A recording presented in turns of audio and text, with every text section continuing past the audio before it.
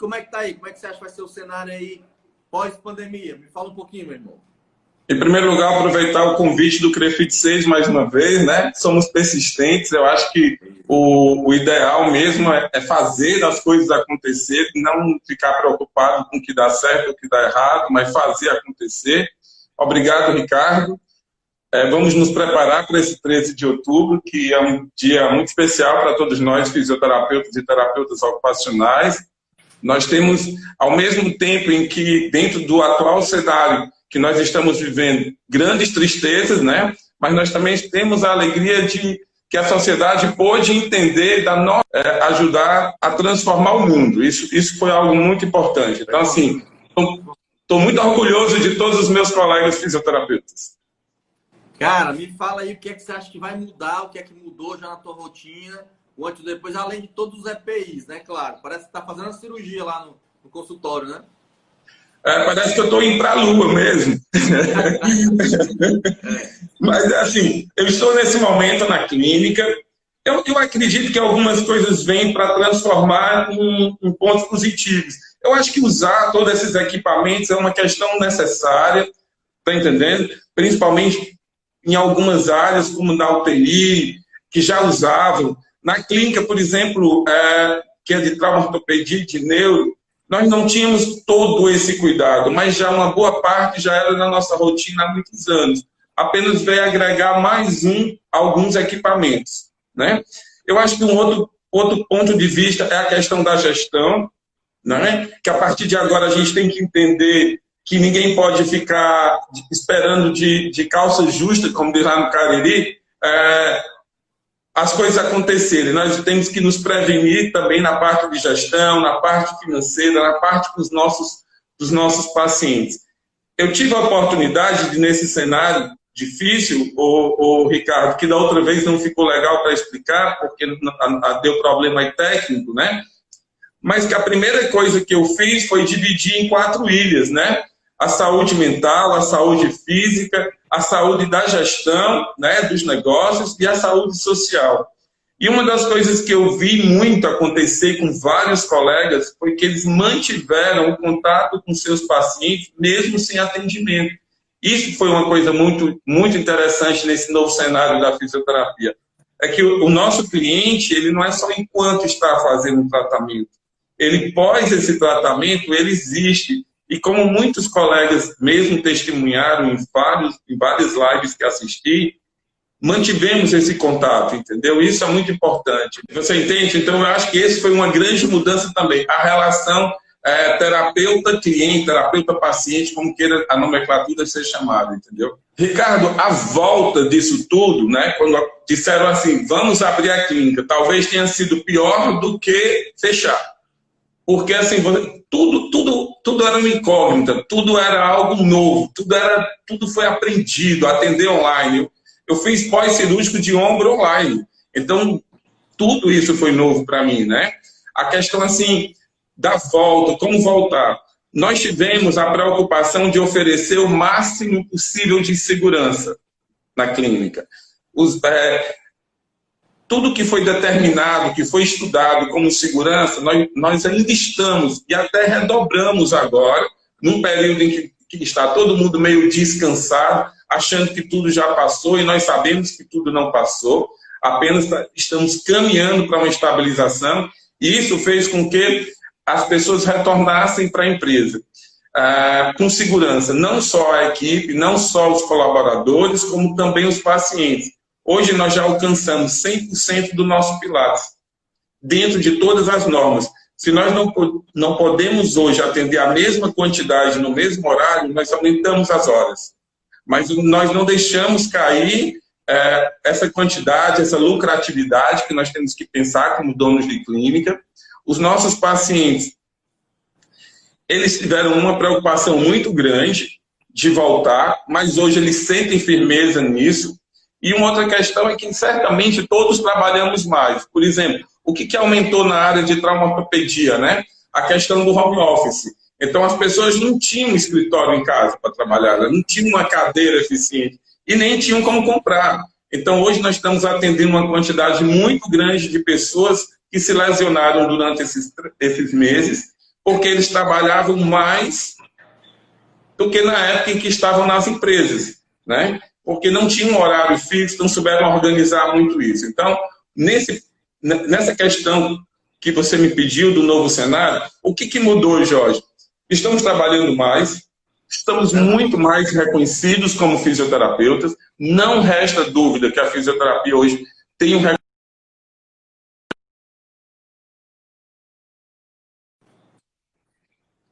porque ninguém está preparado para fechar sua clínica, fechar seu negócio e ficar meses fechado, né? Então, aqueles que procuraram os benefícios do governo, aqueles que tiveram a oportunidade de tudo isso, o que eles fizeram? Mantiveram-se vivos, chegaram agora no mercado que tem uma necessidade de fisioterapia muito maior. Eu citei o exemplo da questão do home office, mas existem muitos outros, muitas pessoas deprimidas, muitas pessoas que sofreram quedas dentro de casa por ansiedade. Então, todo esse processo aumentou ainda mais a demanda do fisioterapeuta na sociedade. E essa demanda, ela faz com que nós tenhamos uma responsabilidade muito maior. E uma questão mais simples ainda, de cuidar muito mais dessa outra pessoa que nos procura. Eu acho que isso é uma das coisas mais fortes. Além da gente ter o espaço físico, atender na clínica, atender online, e também uma coisa que eu brinquei muito no início foi, voltei a ser recém-formado, porque a quantidade de horas dedicadas e finais de semana a atendimento domiciliário foi muito grande. Porque se aquelas pessoas não tinham confiança de sair, você tinha que ir até eles. Eu acho que isso foi um processo muito importante, tanto para mim como para todos que trabalham comigo, porque eu incentivei bastante para que eles fossem atender em domicílio, para que eles fossem atender online. E, assim, tudo que eu estudava, desde a parte jurídica do online, que foi o mais difícil, assim, eu estou dentro do processo ético, eu não estou, liguei para você algumas vezes, Ricardo, isso aqui é possível, não é possível? Eu acho que o entendimento é esse, eu acho que isso muda muita coisa nas nossas vidas. Nós saímos, apesar de toda uma dor, de todo um sofrimento, de mais de 1 milhão de pessoas no mundo que passaram por isso de uma forma muito triste, que partiram daqui, famílias inteiras que sofrem, somos humanos, né? Mas eu aprendi uma coisa nos últimos dias, que é o seguinte, se você vive sempre os mesmos problemas, tem alguma coisa errada. Mas se você sabe sair dos novos problemas, aí você tem uma capacidade maior de andar. Eu acho que isso é uma coisa extremamente importante, um dos maiores aprendizados. Jorge, a gente viu que a transformação, como você falou, tocou num ponto, né? A transformação das empresas vai ser fatal. Realmente tinha alguns lugares que faziam coworking, outros que alugavam espaço, empresas enormes fisicamente para mostrar seu potencial. Hoje eu acho que, eu pretendo, eu espero, que seja muito mais pelo mérito. Só que nesse mérito aí, você estando em casa, você tem vários problemas para administrar, como você falou. Um deles é a sua produtividade. O outro é a posição que você se encontra lá, que você falou que teve muita gente com lesão e tudo mais, e vai ter. Porque alguns não conseguem comprar. Foi a maior venda de cadeiras de escritório da história, né? Foi a maior venda de materiais de escritório, porque você montou seu próprio escritório. O que sai mais barato para a empresa. Economiza papel, economiza cadeira, economiza espaço, vai vender, elas vão ficar funcionando, antecipou uma era muito, assim, um período que já era previsto, mas que não era para ser agora. E que ficou mais seguro, mas ao mesmo tempo é um desafio. E não só você estar trabalhando em casa, mas ficar dentro de casa, longos períodos, é muito difícil para algumas pessoas. A gente que é profissional liberal, o teu povo do Cariri, o nosso povo do Cariri, o nosso povo da região norte, que ainda está sofrendo, é um problema ainda. O Ceará está em queda e o tempo inteiro aparecendo casos novos, porque ainda tem um interior que está tendo esse problema. Você acha que, passado isso tudo, tá? Qual é a maior lição que vai ficar? Você já falou de uma delas, que é a gente se transformar sempre, sair da zona de conforto. Qual a maior lição vai ficar para o empresário, para o dono de clínica, para aquele cara que apostava só no nome dele e aí agora, quando voltar? Eu acredito que ele vai ter uma preocupação muito maior com o cliente. Eu acredito que desde o início do uso da máscara, a gente sempre fala que a máscara não era para se proteger, a máscara é para proteger o outro. Então, eu acho que essa é uma das principais lições. É ter seu plano de negócio, é ter todo o seu processo de gestão voltado para o outro. Como encantar o outro, como fazer com que ele tenha mais segurança. Tá? Até então, talvez ninguém se preocupasse tanto com a questão da segurança, se preocupava muito mais com a técnica, com a resolutividade da técnica diante daquela patologia, diante daquela lesão, daquela impossibilidade de movimento. Hoje eu acho que é uma preocupação maior. Antes de vir para cá, eu estava lendo, porque agora falam muito de algo que chama-se fisioterapia social. E eu nunca tinha ouvido falar esse termo. Há um artigo sobre justamente sobre fisioterapia social. Eu lembro bem que na década de 80, quando começou essa questão de RPG, né, de reeducação postural, se falava de globalidade, mas se falava de globalidade física e funcional.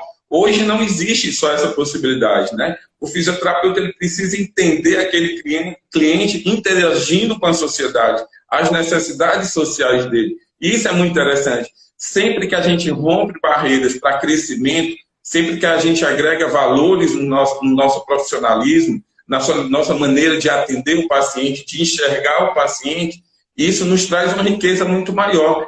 E a história da fisioterapia está muito pautada nisso, porque é uma história de uma velocidade imensa. Nós não estamos falando de uma profissão centenária, nós estamos falando de uma ciência de poucas décadas. E nessas poucas décadas, ela não teve que só apenas se adaptar aos novos processos, ela teve que criar processos e ela teve que fazer com que esses processos dessem resultados. Eu lembro bem, eu não sou muito de futebol, mas eu lembro bem com a Copa do Mundo, em que Ronaldo Fenômeno não tinha absolutamente a chance de ganhar a Copa. Um querido colega chamado Petroni, que as pessoas do Brasil conhecem por filé, eles fizeram um trabalho de vários e vários meses. E nesse trabalho, no final da Copa, em que o Brasil vencia a Copa, perguntaram ao Fenômeno, né? A quem você agradece essa Copa? E eu lembro que eu estava no Rio Grande do Norte e me emocionei com isso. E ele falou o seguinte, eu agradeço em primeiro lugar a Deus e em segundo lugar ao meu fisioterapeuta. E desde aí, todas as seleções, os times de futebol, todos tiveram que ter quem? Fisioterapeuta. Então, eu creio que dentro desse novo limite funcional da sociedade, dessa questão higiênica mesmo da sociedade, a fisioterapia hoje vai exercer um papel muito maior. Eu vejo agora, por exemplo, nesse período político, a quantidade de colegas que são candidatos, fica até difícil, que a gente não pode votar em todos, só pode ter que votar em um, né? Tranquilo? Então, é o seguinte, o papel do profissional, muitas vezes você pensa que é aquele que vai para a UTI, que é aquele que vai para a clínica, que é aquele que é gestor de clínica. Não, é um papel muito maior, esse político também, entendeu? Você que exerce um papel político dentro da profissão e com a profissão no serviço público, sabe muito bem a importância do nosso trabalho dentro dessas circunstâncias, desses cenários novos, né? Que eles podem hoje ser online, que eles podem ser físicos, que eles podem ser de todas as formas que surgirem necessárias, mas o nosso papel é muito importante na sociedade. E eu vejo que assim como na Copa do Mundo, o fenômeno de um futebol chega e diz, graças a Deus e à fisioterapia, certamente os médicos, os enfermeiros e todos os outros profissionais de saúde e a sociedade como um todo vai dizer, graças a Deus à fisioterapia também. Jorginho, é o seguinte, cara, a gente, nesse meio aí, viu aumentar, segundo a Cato, 1.200% no Brasil a quantidade de vagas para fisioterapeutas, principalmente para a parte de fisioterapia respiratório, TI, UPA, essa atenção toda voltada para o Covid. A gente entende que tem muita gente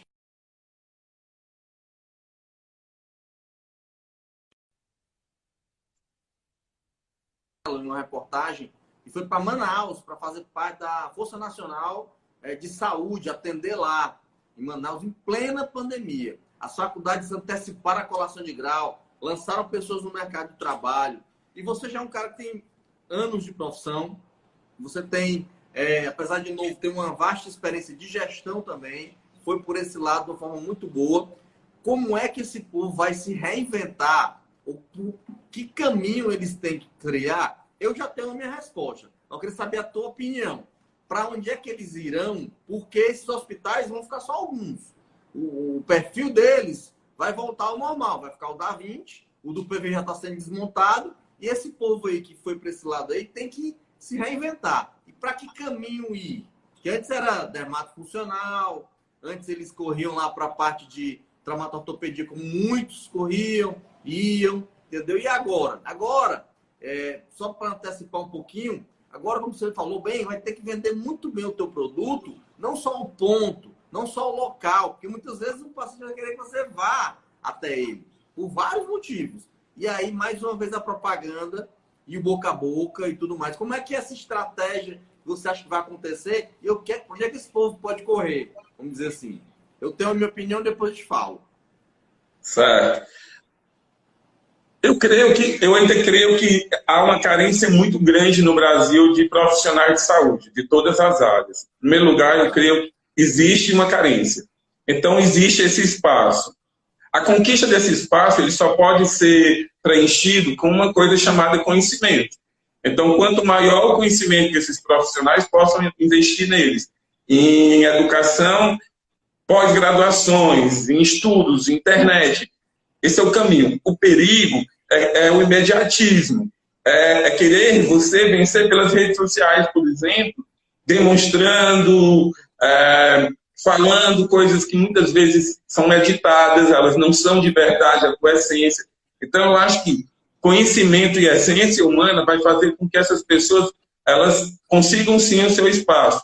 É óbvio que a quantidade de faculdades, é óbvio que a quantidade de pessoas indo para o mercado é uma coisa que, uma preparação para isso. Mas se o camarada termina uma faculdade hoje de fisioterapia, ele investe em conhecimento e ele tem essência, ele é ele mesmo, ele se entrega naquilo que ele faz, eu continuo achando que essa pessoa vai ter sucesso. E também essa coisa do sucesso vai depender muito do ponto de vista. Sucesso é ser rico, sucesso é conquistar grandes coisas, ou sucesso é você se sentir bem-sucedido consigo mesmo e você sabendo que você exerce seu papel de uma forma ideal, uma forma ética, uma forma que você ajuda as pessoas. Então, tudo isso vai ser muito importante nesse processo, entendeu? Esse é meu ponto de vista. Existe espaço, mas eu vejo que ainda há uma grande falta de conhecimento pelo excesso de pessoas. Não é um excesso de pessoas porque a sociedade está carente, mas há um excesso de pessoas e uma certa falência na questão da educação, do conhecimento, da formação. Então, você tendo as duas coisas, essência e conhecimento, certamente você já dá um bom passo na sua vida. Bom, a minha opinião parece muito com a tua. Eu ia falar exatamente isso com relação à questão da competência.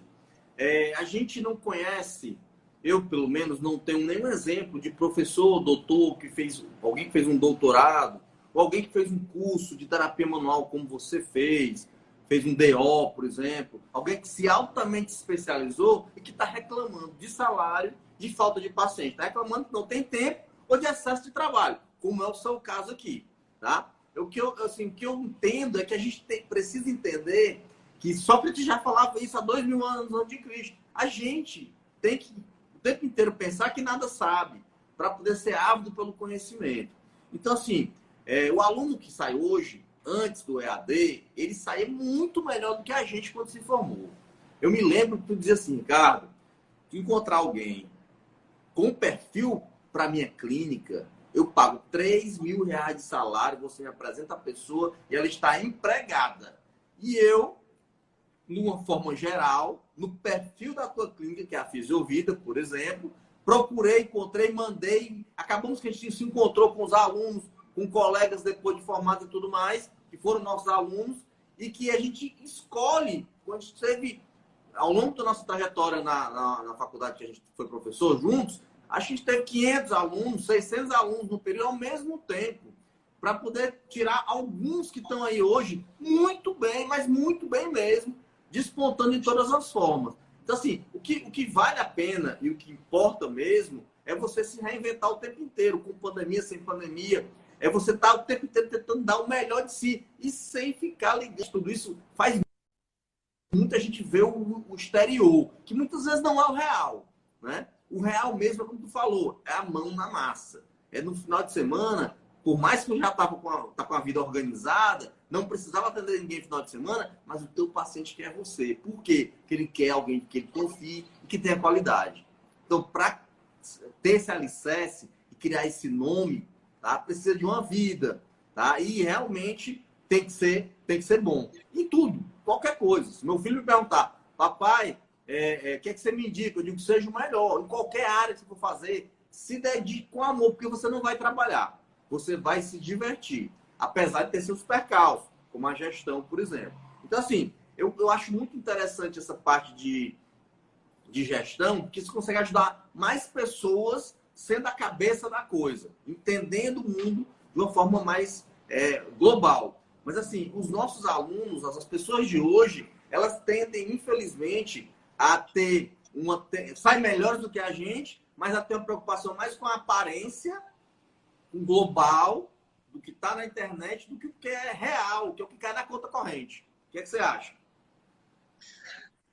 Vou te responder, Nathaniel. Eu não sou do conselho, sou só amigo de todos do conselho, mas eu vou te tentar primeiro dar a resposta do Nathaniel, que ele fez aqui agora. O que é que o conselho pode fazer para valorizar o valor do atendimento, certo? Aí eu vou pegar a tua deixa e vou tentar dar uma resposta única nisso. Quando a gente opta por conhecimento, quando a gente opta por ciência, quando a gente opta por ciência, quando a gente opta por cuidar do outro, por cuidar da sociedade, nem se coloca um valor acima de qualquer coisa, assim, um valor financeiro. É preciso temos boletos para pagar, temos sonhos para realizar, temos uma série de razões para necessitar do dinheiro. Mas quando a gente põe conhecimento e a gente tem essência, as pessoas, eu vou falar essa palavra, posso até ser criticado, mas as pessoas, elas nos compram. Nós somos um produto, nós somos um serviço, e as pessoas nos compram. E as pessoas não estão interessadas em comprar coisas superficiais. Você não vai comprar algo que não tenha valor, você vai comprar algo que tenha valor. E o valor está no conhecimento e na essência da pessoa. Eu me colocar como a pessoa mais humilde do mundo nas redes sociais e chegar com arrogância em algum lugar, isso já vai, de alguma forma, diminuir meu valor diante daquele que está me comprando. Então, se a gente analisar a coisa mais pelo lado, com uma linguagem, uma nomenclatura comercial, nós vamos entender que o grande problema, e é um problema de todos os tempos, nós já fomos assim, nós já fomos imediatistas. Então, o que a turma nova está chegando é que ela é imediatista, ela já quer um resultado financeiro antes dela se vender. E ela precisa se vender. E ela só vai conseguir se vender se ela tiver essas duas coisas. Se ela tiver essência e se ela tiver conhecimento. Se ela não tem conhecimento, ela não vai saber lidar com o grande problema. Ela pode entender tudo sobre o AVC. Aí chega na casa de um paciente que teve um acidente vascular, ela vai entender, ela não entende da questão da família, ela não entende da questão do temperamento de uma vida toda que ele teve, ela não entende que uma pessoa ativa. Então, o que acontece? Ela vai entender apenas das técnicas, ela vai aplicar a melhor técnica, mas ela não vai saber, nem muito menos se vender, e muito menos saborear o que é um bom resultado, que é ter êxito num tratamento como esse, por exemplo. Esse é apenas um exemplo que eu coloquei. Então, eu acredito que é isso que as pessoas hoje falham, tá? Eu acredito que nós também falhamos lá atrás. É óbvio que hoje nós somos muito menos do que já fomos, né? Porque a juventude, a questão das pessoas mais jovens, principalmente saindo do mercado, querem mostrar resultados, mas só que hoje, com toda essa pandemia, com todo esse desastre mundial, um desastre sanitário, né? Porque, na verdade, é uma questão, e eu falei de uma outra vez, e tenho falado sempre, que eu aprendi lá no meu interior, que a gente tem que ser pobre, mas limpinho. E o mundo mostrou que é pobre e sujinho, porque toda essa questão ela vem voltada pela questão da sujeira que o planeta está. Então, não haveria todo um sofrimento desse se nós nos cuidássemos e soubéssemos cuidar do outro. Então, você só vai vender-se para alguém, você só vai ter um preço para alguém, se você se colocar de uma forma em que você tenha a sua essência, em que você seja você mesmo. Você não seja essa figura que eu posso postar agora milionário no Instagram. Eu posso me mostrar no Instagram um milionário e não ser. Eu posso mostrar um pobre coitado e não ser um arrogante. Então, essa fotografia, ela com o tempo ela vai cair. Por quê? Porque a essência certamente vai vencer. E eu acho que é isso que faz o sucesso de uma pessoa. Ela ser ela mesma com conhecimento. Para ser um fisioterapeuta, tem que ter conhecimento. E tem que lidar com a globalidade, não com a globalidade física somente. A globalidade física também. Ninguém é um braço, ninguém é um ombro, ninguém é um tornozelo. Mas nós não somos apenas um complexo de um aparelho músculo-esquelético que tem um sistema cardiovascular. Nós somos pessoas que temos dores, angústias. A maior doença da sociedade hoje é a ansiedade, o que leva à depressão. Eu não tenho que ser psicólogo dessa pessoa, mas eu tenho que entender esse processo. Tem 3 perguntas, tu disse que ia responder, acabou não respondendo. A mesma coisa. É da Ednei Rodrigues, falou que estava indo lá. Não, é Leilane Lopes, Rodrigo Castro e Lucy Davi perguntam. Eu vou pedir para você responder. Você tem plano de saúde? Você tem alguns planos de saúde? Aí a resposta não tem que ser comigo, né? Vocês que são os nossos representantes, é que tem que nos falar por que esses planos de saúde não aumentam. Desde que eu me formei, eu já tenho 26 anos de formado, e esses planos de saúde eles não aumentam, né? Então, assim, é uma resposta muito mais administrativa de gestão de conselhos e tudo mais do que minha, né? O que eu posso dizer é que eu não critico, eu não julgo. Às vezes, como eu comecei a ver alguns pacientes em domicílio, então eu comecei a ver quantos colegas recebem dos planos de saúde para atenderem em domicílio. Aí tem muitos colegas que criticam, como é que a pessoa vai atender em casa por 30, 35 reais, 28 reais? É um número assim, muito baixo. Então, assim, eu não tenho esse julgamento. Eu entendo, porque eles precisam trabalhar. Enfim, eu entendo o lado econômico deles, entendeu? E talvez também... Como é que o conselho aumenta um contrato particular assinado por ele em domicílio?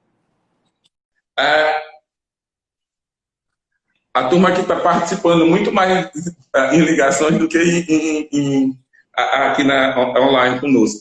Ricardo, a questão do plano de saúde é uma questão que é muito polêmica, tá? Eu não sei como é que vai ser agora. Eu sei que eles fizeram também um excelente trabalho nesse momento. Eu acho que é um trabalho no Brasil em que a gente tem que reconhecer um grande esforço dos governos estaduais, das prefeituras, dos planos de saúde, certo? É uma questão, um debate que eu, Jorge, não tenho condições de entrar por não fazer parte deles. A Paty Albuquerque, acho que está falando 14h45. Quer dizer, eu não quero aqui falar, essa não é a minha realidade, porque se é a tua realidade ou é a realidade de um colega Paty, é a minha também. Eu acho que é um conflito, é um debate que tem que ser nosso, mesmo que eu não atenda o plano de saúde, mesmo que eu fui para uma linha. Mas como você consegue cobrar X dinheiro no seu trabalho, faz X orçamento dentro de um problema financeiro que nós estamos vivendo? Eu creio que eu convenci as pessoas do meu conhecimento e da minha essência. Essa é a forma. Uma outra coisa também é foco. Eu nunca foquei em plano de saúde. Eu sempre quis atender pacientes particulares. Eu acho que o foco é uma coisa interessantíssima. As políticas de preço, de tabelas, a tabela nada mais é do que um referencial. É para a gente ter uma referência e não para ser cobrado aquilo. Nenhum conselho e nem ninguém pode dizer 50, 100, 200, 5 mil, 10 mil. E quanto vale o teu trabalho? Vira formação de cartel. O CAD já bateu nisso. Quando a gente criou o referencial de honorários, o CAD falou que era um cartel. e aí foi combatido pelos planos de saúde. Aí deixa eu esclarecer rapidinho. O plano de saúde é um contrato privado. O contrato privado é feito pela empresa ou pela pessoa que vai participar desse contrato. À medida que ela assina o contrato, ela aceitou as cláusulas do contrato. Nós, conselho, não representamos nem plano de saúde, nem contrato, nem carteira assinada. A gente representa a profissão. Lembra? Quando alguém falava assim, poxa, a fisioterapia não me dá isso, não me dá aquilo. A fisioterapia dá a você tudo. A gente tem que conquistar usando o nosso número, nosso respeito. E eu lembro, eu aprendi isso com você com relação a tudo isso. Não a falar da profissão é um absurdo. A gente tem que falar dos que estão exercendo lá no plano de saúde, por exemplo, e que a gente não tem uma cooperativa da fisioterapia que vale a pena. Precisa de iniciativa. Precisa de alguém que esteja à frente. Que não queira, que em vez de explorar o colega, trabalhe de forma verdadeira, dividindo todos os valores entre si. O problema. O tema de hoje. Mas, já que 3 pessoas perguntaram, eu preciso falar. A gente precisa dizer, plano de saúde, infelizmente, não faz bem à saúde financeira. Eu tenho meu plano de saúde, mas eu nunca trabalhei com plano de saúde. Eu preferi trabalhar para o SUS, para as pessoas que têm menos condições, e até hoje sou um defensor do SUS, do que trabalhar para o plano de saúde, onde ele não ia me pagar o que eu mereço. Se é para fazer um trabalho por um valor que seja um valor que eu acho que possa ser pago, vamos dizer assim, aquele que eu mereço, eu vou para o meu interior. Eu comecei minha carreira no meu interior, no SUS. E aí eu vou atendê-los. Agora, assim, aceitar, assinar um papel onde eu carimbo e boto a minha firma, lá a minha assinatura, no atendimento, na consulta, eu vou cobrar sim. Não vou dizer aqui quanto é. Mas eu não vou fazer isso. Como é que eu vou criar 2 filhos? A minha casa eu vivo de fisioterapia. Eu e minha mulher somos fisioterapeutas, você sabe muito bem. Então a gente não pode, tem que pensar no todo. E é por isso que assim que eu me formei, você lembra bem, eu fui direto para o mestrado. Por que eu fui para o mestrado? Porque eu queria ter uma qualificação, porque recém-formado para mim, eu nem cartão de visita eu fiz. Na época, cartão de visita, imagina, né? Por que eu não fiz cartão de visita? Porque eu tinha acabado de me formar. Eu tinha tudo para começar ainda. Eu tinha muito para ir atrás. E aí me ofereceram subemprego em hospital, me ofereceram plano. Eu conheço alunos nossos, meus, alunos seus, alunos só meus, que se formaram. Hoje eles têm 6, 7 pacientes particulares e vivem super bem com seus pacientes particulares e estudando para passar no concurso ou para acabar sua pós, o mestrado, doutorado. Então, assim, eu não conheço doutores desempregados. Eu não conheço pós-doutores fisioterapeutas. Tá? O Fleury, pronto. O Fleury está concluindo agora um pós-doutorado. Eu acho que se eu contar aqui quantos doutores tem em fisioterapia, no estado de Ceará, eu tenho 20, para 9 mil profissionais. Quantos pós-doutores? Eu não tenho 3, talvez não sejam 5.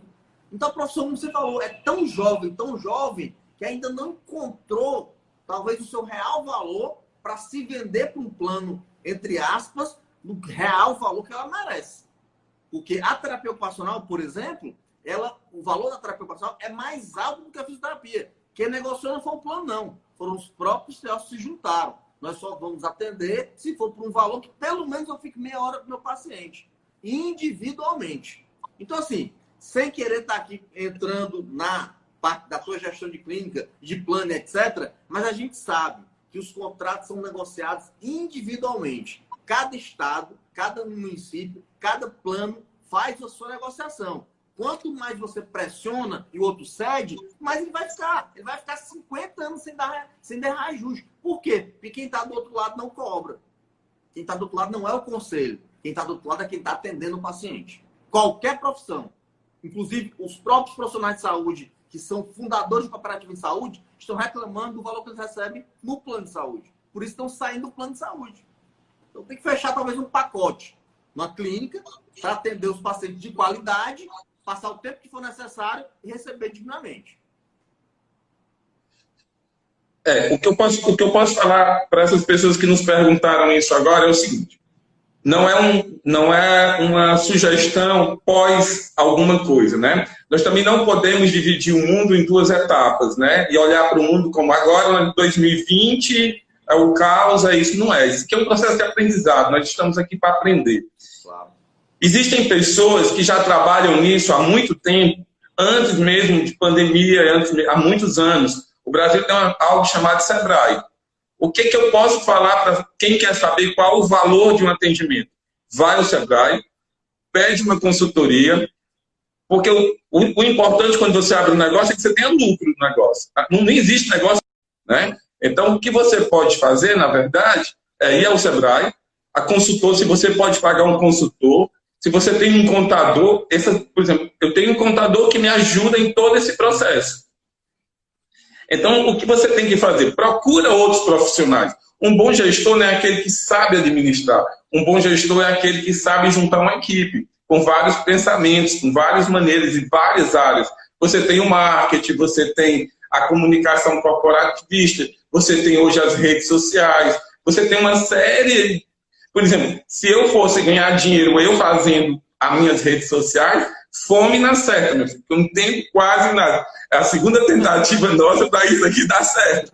Então, assim, o meu foco é em cuidar dos meus pacientes. O meu foco são os meus pacientes. Administro a minha clínica como? Eu tenho uma grande parceira, que é a minha irmã, eu tenho um contador que é muito eficiente, eu tenho pessoas que entendem de economia, de financeiro, eu tenho várias pessoas. Jorge, todo mundo trabalha para você? Não, ninguém trabalha para mim. Pelo contrário, existem serviços que são pagos, existem serviços como comunicação corporativa. Eu tenho uma das melhores pessoas da cidade que a gente sai para jantar e eu digo, olha, eu estou com um monte de ideias, ele enxuga tudo, de 100 ideias minhas fica uma e eu tenho que agradecer a Deus por ele ter aceito aquela. Então, não é você na linha de frente, é um conjunto de pessoas, tá entendendo? Então, assim, quando se bate muito, por exemplo, no conselho, não no CREFITO 6, mas no conselho de um modo geral. Quantas vezes você foi lá levar as suas ideias? Quantas vezes você foi lá prestar um serviço ao conselho? Quantas vezes... Aí sim, depois que eu levo, depois que eu ouço, aí eu posso criticar e falando bem popularmente, meter o pau. Deixa eu te falar uma coisa, só para os colegas que estão ouvindo, que não entendem. Os conselhos, eles não são nem recebidos pelos planos de saúde, porque eles não têm nenhum associado. Eu não sei quantas pessoas estão associadas ao plano A, ao plano B, ao plano C. Eu já tentei fazer isso. O conselho não é recebido. Eu faço um ofício só estou na reunião. Simplesmente eles não marcam reunião. Por quê? Porque eu não represento nenhum profissional cooperado deles. Agora, eles, se juntarem, conseguem pressionar o plano de saúde. Numa cidade, no município. Eu vi isso em municípios pequenos. No interior, se juntaram e disseram, a gente vai fazer assim. Ele não vai poder importar profissional.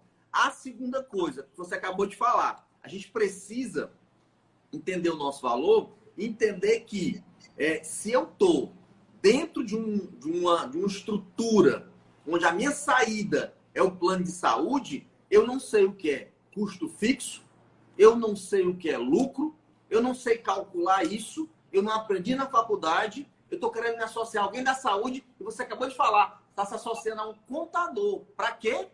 Porque você é o doutor e ele é quem? Ele é a cabeça pensante que vai dizer, tem que cobrar tanto. Se você não cobrar tanto, Jorge, você vai ter prejuízo ou vai empatar. Empatando, você vai ficar velho e doente. Por quê? Porque o trabalho, o esforço e a idade, o tempo, leva você a ficar velho e doente. E aí você vai pagar suas contas e vai servir para isso. O seu reinvestimento na clínica, o seu dinheiro vai da onde? Então, a gente precisa entender, antes de falar em plano de saúde, o que é um custo fixo. Calcular um custo fixo. Quanto custa para mim ir atender um paciente em casa? Se não, é melhor ficar em casa. É óbvio. É melhor bolar outra estratégia. É melhor ir fazer outra coisa. Estudar, por exemplo. Estudar como eu fiz e todo mundo faz. Quantos livros você leu esse ano, Jorge? Sei não, Ricardo, com essa pandemia aí. Da profissão, não. Fora da profissão. Eu não sei, eu não tenho ideia. Eu tenho uma meta, certo? Eu tenho uma meta de... com certeza. Com certeza. Com certeza. Da profissão, permanentemente. Não, a profissão hoje eu não compro mais livro de fisioterapia há muito tempo, né? Imagina que uma pessoa gastar no mínimo de 3 a 4 anos para conseguir publicar o livro. E hoje, com a velocidade da internet... Agora, não tem ideia. O que eu posso dizer é que o certo conhecimento que eu tenho, seja para ter esse entendimento de globalidade, seja do que eu estudo na fisioterapia ou da sociedade, ele não caiu na minha cabeça. Eu vou dar um de Karnal agora, viu? Vou dar um de Karnal, que é aquele filósofo lá, famoso, careca. Ele diz o seguinte: quer aprender alguma coisa? Põe a bunda na cadeira e vai estudar. Então, assim, nada veio aqui para a clínica caindo do céu, só chuva. E às vezes ela atrapalha muito mais do que ela me causa prejuízo. Então, tudo que veio para mim, seja como for, ela veio através de um esforço muito grande, e dentre eles foi estudar. Então, assim, o conhecimento não entrou, assim, não existe esse gênio, não existe nenhum gênio que não foi em busca por esforço, por dedicação, por alguma coisa que se chama, e que eu acredito que quem tem, vence, disciplina. É muito difícil. Por exemplo, eu vou já contar uma grande falha minha. Eu sou muito preguiçoso para fazer exercício físico. Eu nunca vou conseguir resposta se eu continuar do jeito que eu for. Eu só vou conseguir resposta se amanhã eu acordar cedo, ou ainda hoje eu for correr, fazer a musculação. Senão eu não vou conseguir. Ah, mas eu não me alimento bem porque não dá tempo. Se você tiver disciplina, você vai fazer isso. Então, na gestão, a gente aprende muito isso, que é um processo de repetição, e que tem que ser todos os dias, sabe? Ninguém vive sem problemas, e o mundo não cai só sobre sua cabeça, ele cai sobre todo mundo. E as dificuldades não vieram para meia dúzia de pessoas e para outras não. Elas vieram para todos. Só que aquelas pessoas que têm disciplina, que focam naquilo que querem, certamente elas podem observar, elas são justamente as pessoas que vencem. Se eu fosse contar aqui os desafios que eu já tive, as quedas que eu já tomei, os problemas... Eu tenho uma coisa que eu chamo que assim, é um processo meu individual de maturidade. Eu quero passar pela vida sem mágoa, sem tristeza. Eu venci, e eu acordo o dia dizendo isso. Eu venci, mesmo nas derrotas, mesmo nas quedas, mesmo nas confusões que já fizeram na minha vida. Mas eu venci. Eu estou aqui com você porque eu me sinto um vencedor, senão eu não toparia a live. Então eu não sou melhor do que ninguém, eu não tenho mais conhecimento do que ninguém, eu não tenho nada mais do que ninguém e nem menos. Eu apenas sou um vencedor. Eu me assisto e eu me visto todos os dias do meu bom dia, dizendo, eu vou para vencer. Eu nunca saí de casa para perder. Eu nunca me imaginei perdendo alguma coisa. E olha que eu já saí de casa e perdi muito. Jorge, no cenário pós-pandemia, já que tocaram em plano de saúde, que eles sabem o custo fixo, que eles sabem o lucro deles, que eles já estão tirando proveito e muito lucro de algumas profissões como a nossa, né? Não é só o nosso que está com plano e o valor baixo. O que é que vai acontecer no plano de saúde na pós-pandemia? Já que eles tiveram um prejuízo imenso agora, vai aumentar o valor? A gente precisa... Não. Negócio, eles vão ter que tirar o prejuízo, né? Não é só no plano de saúde, é no país. Se milhares e milhões de pessoas receberam R$600, esse dinheiro saiu de algum canto e vai ter que voltar. Então, isso é uma questão de dinheiro. Se é para falar de dinheiro, pré-pandemia, pós-pandemia, a palavra certa é lucro, é ter dinheiro. Se eu gastei o dinheiro em alguma coisa, eu tenho que ter ele de volta. E não tem outra saída. Não tem almoço grátis. Lembra dessa frase? Não tem. Não tem. Não tem alguém. Não tem. Alguém está ganhando, alguém está perdendo e alguém está recebendo. Você já pensou se você fosse dono de uma fábrica de álcool gel? 70? Né? Então, assim, nesse aspecto, economicamente, a fisioterapia, eu quero que as pessoas entendam isso, porque a gente vive num país meio maluco, sentimental. Então, às vezes pode dizer, ele está dizendo que foi muito bom, foi muito bom para eles. Não foi bom a pandemia. Seria muito melhor que nós não tivéssemos perdido mais de 1 milhão de pessoas, seria muito mais se nós não tivéssemos ficado dentro de casa, fechado os nossos negócios, isso seria muito melhor. Mas que fisioterapeutas que souberam fazer nesse momento, eles fizeram mais dinheiro, eles se venderam mais. E aí, minha filhada Catarine, eles se fizeram mais e eles cresceram, e eles cresceram muito. E aí vem aquela questão que você falou. E agora, o que, que as pessoas vão fazer se muitas dessas portas vão fechar? Elas têm que pegar isso e essa dedicação delas que elas tiveram agora, elas têm amanhã, mesmo que o lucro não seja tão quanto foi agora, e insistir, persistir, planejar e crescer, e se arrebentar e quebrar a cara. E tem um livro que eu li recente, e eu estou acompanhando. Falta quanto tempo aí pra gente? Que eu ainda Deve faltar uns 10 minutos ainda, porque a gente começou atrasado. Pronto, tá certo, amigo. Tá tudo tranquilo. Não consegui conectar. Mas tá eu jóia. tô pedindo aqui, desesperadamente, que salvem a live. Você tem que salvar aí no final, para poder ela ficar registrada, entendeu? Senão a gente perde. Mas a gente tem um backup aqui na nossa filmagem, entendeu? Tá certo. 45 minutos, com certeza, né? Não, vamos mais 10. Vamos esperar mais um pouquinho. Então tem um Caio Carneiro. Pronto. Aí, gente, vocês que estão falando em plano de saúde, vocês que estão falando em financeiro, qual o novo cenário agora, pega e vai ler um livro, chama-se autor Caio Carneiro, chama-se Foda-se. Show de bola o livro. Assistam no YouTube o canal do cara, que o cara vai explicar isso para vocês. Vencedor é aquele que acredita que é vencedor e aquele que todos os dias, independente de pandemia, de crise. Por exemplo, eu sou um cara, já que a gente está falando aqui com uma plateia que é bem jovem, que eu não sei viver sem ser na crise. Nunca tive essa possibilidade de não viver, quer dizer, numa zona de conforto. Eu vivo numa zona de crise permanente.